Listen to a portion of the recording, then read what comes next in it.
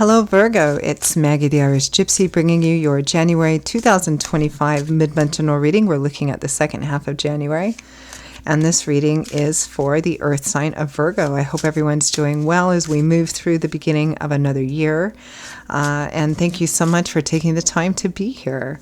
So Virgo, Sun, Moon, Rising, Venus, this video is for you cross-watchers. If you're cross-watching for Virgo, this video is relevant as well. So general reading might resonate a little differently for everyone who watches, so take what resonates for you, leave the rest behind. If you know your other sign placements, Sun, Moon, Rising, Venus, watch those as well for any additional perspective or insight it can provide. If something really does hit home and you'd like to explore it a little bit deeper and reach out for a personal reading with me for yourself or as a gift for someone else, or you simply like the reading style, you can email me for more information, Maggie1McGuire@gmail.com.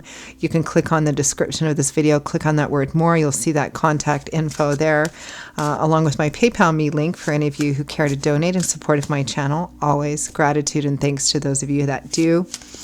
I would love to hear from you. I can usually get back to you quickly the same day or within 24 hours with more information. I offer a lot of different choices for reading options, different types, lengths, costs, styles, spreads. I've put a little something in there for everyone. The 6 and 12-month overviews are still very popular right now. They take a look at all areas of life for the next 6 or 12 months. A lot of people like to do it at the end of one year, beginning of a new year. So something to think about as well. I'm quite diligent and focused on the timely scheduling of personal readings, as this is what I do full time. So email me if you'd like. Okay, Virgo, let's see what the second half of January 2025 looks like for you.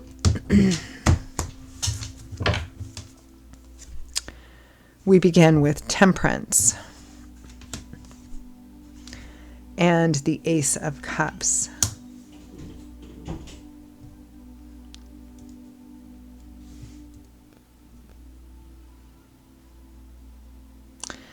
Perhaps trying to keep your balance in the midst of some changes or in the midst of things that are going on right now. I feel like some of you are kind of maybe longing for a new beginning of some kind. Next we have the Eight of Coins, nose to the grindstone kind of energy with the 10 of Cups. Putting work into home, family, whatever that might mean for you.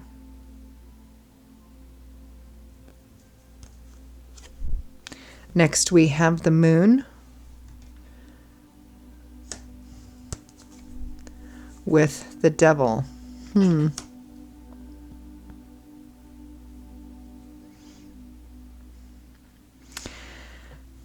the bottom of the deck, the overall energy and focus for the second half of January, Virgo, is the Magician. The Magician is all about manifesting what he wants, or she. It feels like some of you may be going through kind of a time period, and it may be a lull because of, like a post-holiday lull, or post-holiday blues, where it just feels, for a lot of you, it feels like it's just the same old grind over and over and over again, putting the work in. It feels like some of you may be thinking about or daydreaming or fantasizing about perhaps a new kind of beginning elsewhere, outside of your own current day-to-day life. There may be a general lack of clarity in this, but something feels like it's pulling you or wanting to pull you. Doesn't necessarily mean it's bad, but we'll see. Let's take a look at the Magician.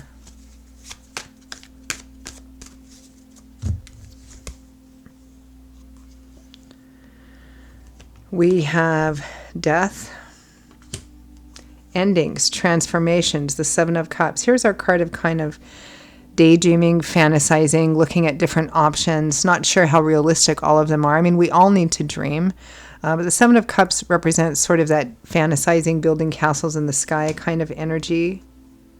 The Sun and the Ace of Pentacles. Yeah, it feels like a lot of you have hit kind of that slog part where it's like, day after day, the same thing, putting all this work and effort into this, and what's it for, and, maybe daydreaming about a different kind of life or a different path. Feeling really tempted at this time for some reason. Temperance and the Ace of Cups.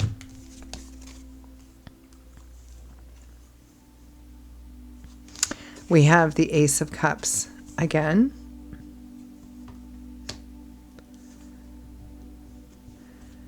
We have the Nine of Swords, over focusing, over obsessing on something, fear, anxiety, worry of an unknown future.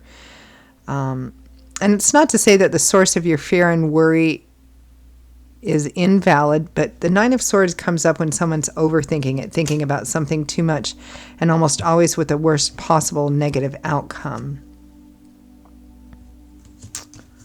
Let's take a look at this.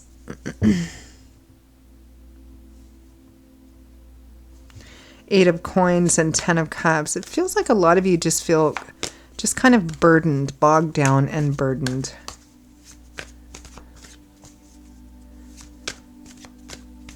You may be thinking about, or even in the process of trying to manifest a new path. We have had the Ace of Pentacles, Ace of Cups show up twice, Ace of Pentacles, the work hard. It might be that you think about maybe changing jobs, changing work, changing career paths. Let's take a look at that Eight of Coins, Ten of Cups.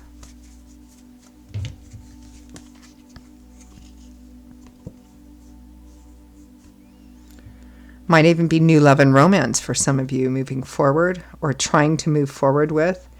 We have Judgment. We have the Two of Cups, Seven of Pentacles, and the Ten of Pentacles. And there's a fair amount of earth energy in this too, as well as perhaps emotional support, love, or partnership, romantic or otherwise. And trying to work out what might be best on a practical level, but which also affects your emotional and personal life too, maybe home and family life or a particular relationship. Let's take a look at the Moon and the Devil. Feels like some of you may be in the midst of contemplating some or a particularly significant choice. It looks like a choice that's going to impact relationship, perhaps even home and family life.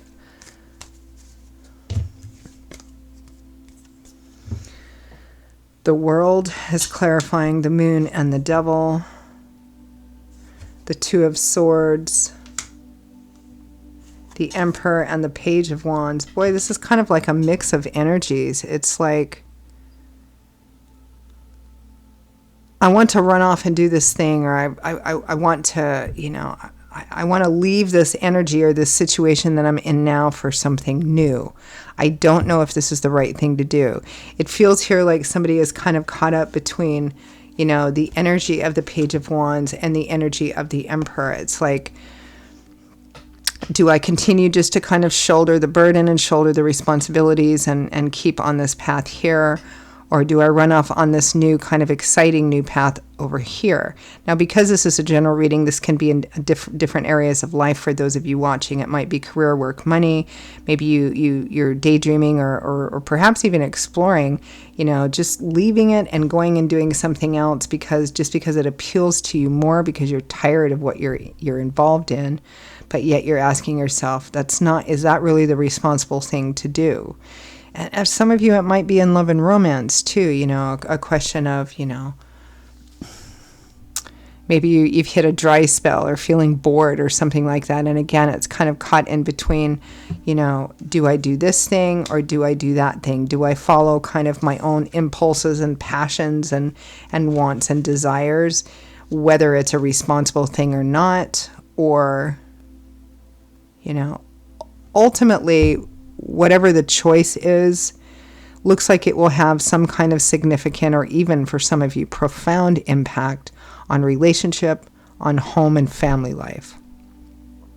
So the decision needs to be made carefully.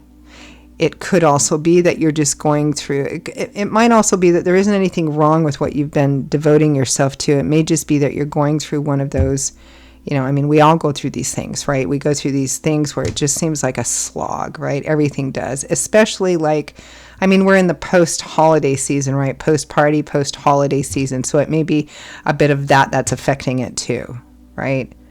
Again, it kind of boils down to, is this the right path to take or am I just tired?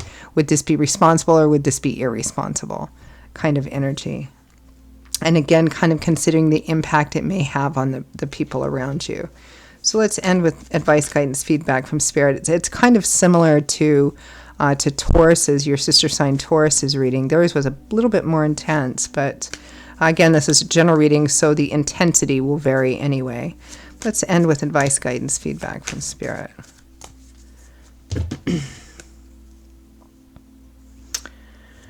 We have the Two of Wands and the Five of Cups. Be careful of your choices because you know, you might regret them, you know. Sometimes, though, this combination of cards can represent, again, being cautious about the decisions you make because maybe the thing that you're involved in hasn't, you know, the job, the work, the situation, the relationship, maybe it's had its up and downs. Maybe there's some things that aren't altogether everything that you'd want it to be.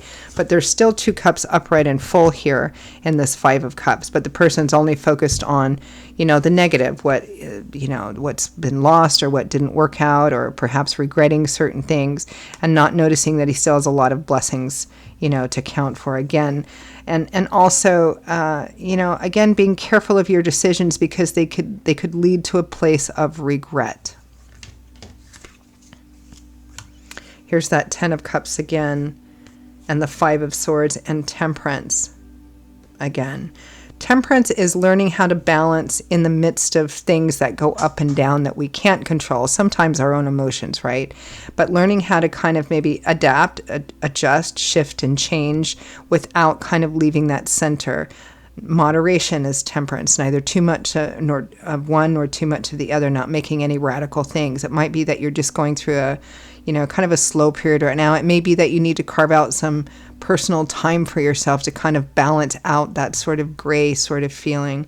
There is some strong cautionary advice here about being careful about how your actions and decisions may impact other people. The Five of Swords is winning at all costs, no matter the cost. It may even cost relationships. And again, it might lead to a place of regret. So kind of evaluate where you're at and realistically what might be contributing to it. Are there things that you could do to make this time period easier? And if you are contemplating making some pretty significant decisions, even if they can't help but cause some kind of challenging impact, the way that you navigate through it can mitigate some of that, the challenging consequences of it as well. Just kind of depends on which group of Virgo you belong to. All right, I'm going to leave it there, Virgo. Those are your messages for the second half of January 2025. I hope that for those of you for whom it made sense and really resonated, really hit home, that it gave you some food for thought or some validation moving forward. If it did, or again, you simply like the reading style, if you're interested in taking a deeper dive, deeper look at it, and reaching out for a personal reading with me for yourself or as a gift for someone else, please feel free to email me at maggie1mcguire@gmail.com. You can click on the description of this video, click on the word more to see that as well. I will see you all in a couple of weeks for the next set of readings. Until then, stay safe and well. Hope to see you back here again soon, and I hope to hear from some of you as well. Take care. Bye-bye.